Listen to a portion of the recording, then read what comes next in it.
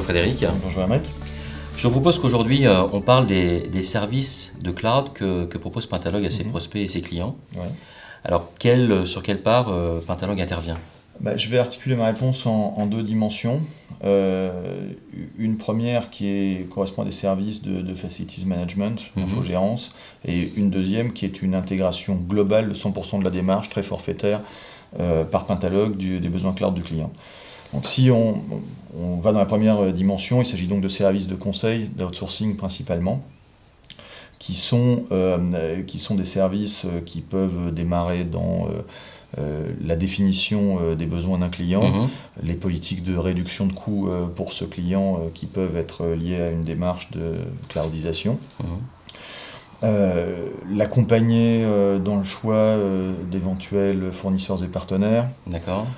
Également l'architecture, et puis je dirais vers la fin, c'est-à-dire là on était dans le haut de toute prestation de conseil, et quand on va aller beaucoup plus dans l'exploitation de ce qui aura été mis en place pour le client, et bien grâce à nos différents sites offshore, nearshore, nous allons pouvoir en fait le suivre tout au long d'une journée et tout au long d'une année donc, grâce à nos différents sites et grâce au décalage horaire pour dans les meilleures conditions de coûts économiques possibles. Donc vous répondez à vos clients sur le cloud sur la phase de design, build et run. Oui, complètement, oui, parce que c'est vrai que je n'ai pas parlé là de développement, mais nous avons effectivement aussi, on peut penser à toutes nos équipes de développement qui sont complètement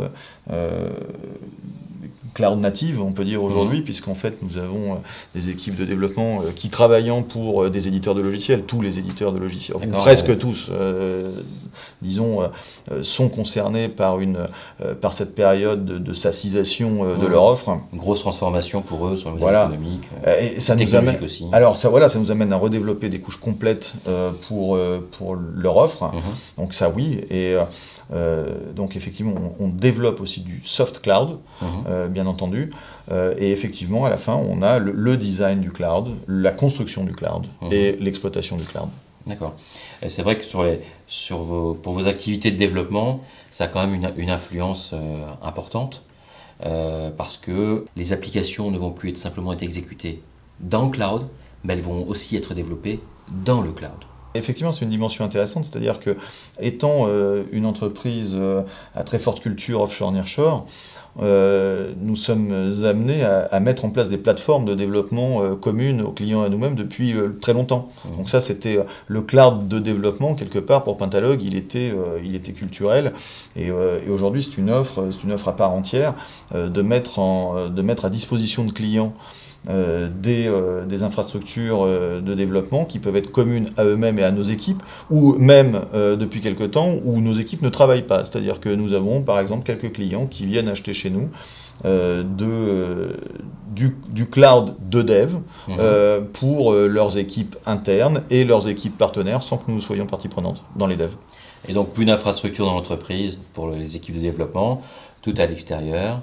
Ça apporte une capacité, des performances, surtout le cycle de livraison, donc des compilations plus rapides, des livraisons plus fréquentes, de gros avantages pour les équipes de développement. Pour un petit éditeur, ça peut être stupéfiant la différence de coût entre héberger l'ensemble de ces plateformes de dev et le fait d'avoir recours à quelques ressources en fait, de développement dans un cloud externe. C'est difficile de dire très précisément comme ça des chiffres, mais on peut avoir une différence de 1 à 10 de coût, quoi. Oui, c'est clair. Ouais. Là, dans cette première partie, tu as présenté les services de cloud de Pentalog, mais tu évoquais une seconde partie. Le deuxième point, c'est une approche complètement différenciée. On n'est plus dans le mode conseil outsourcing.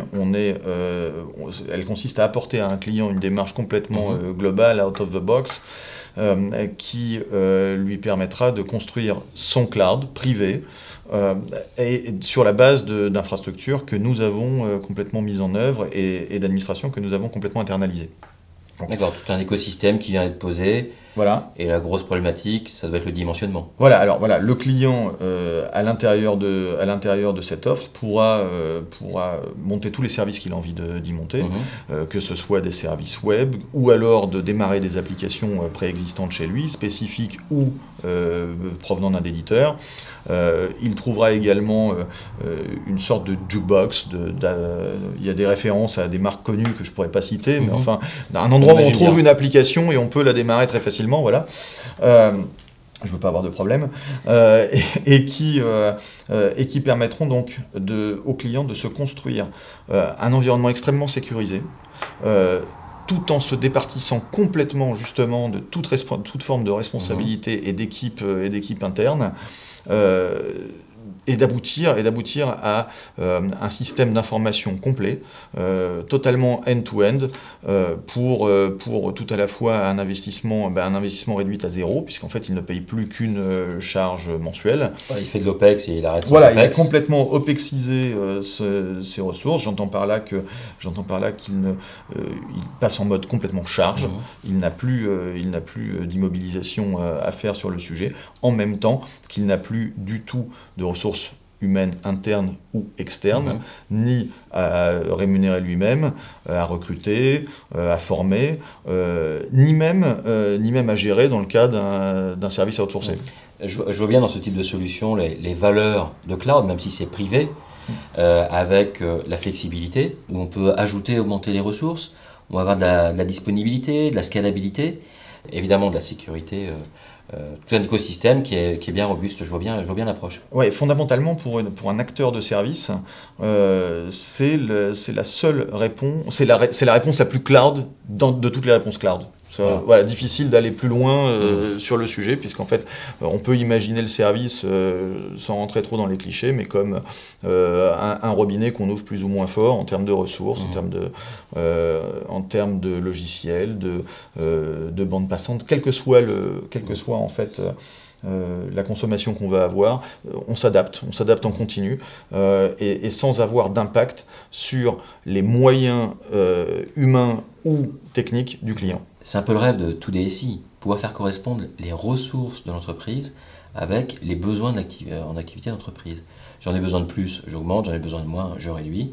Et se retrouve dans un cas où on n'a plus à faire face au front sur l'investissement. Je pense aussi que c'est le rêve de beaucoup de directions générales, que de pouvoir s'adapter beaucoup plus vite. Moi, je peux le dire en tant que patron du groupe Pentalogue. Fondamentalement, si je pouvais parfois faire une expérience qui m'évite d'investir très lourdement au démarrage, je serais évidemment très intéressé. Et finalement, le cloud peut avoir un impact sur la culture de développement économique des entreprises. Donc on est vraiment au début d'une nouvelle ère en termes d'IT, et je pense qu'on aura l'occasion d'en reparler. J'en doute pas, j'espère bien. Merci Frédéric. De rien, merci.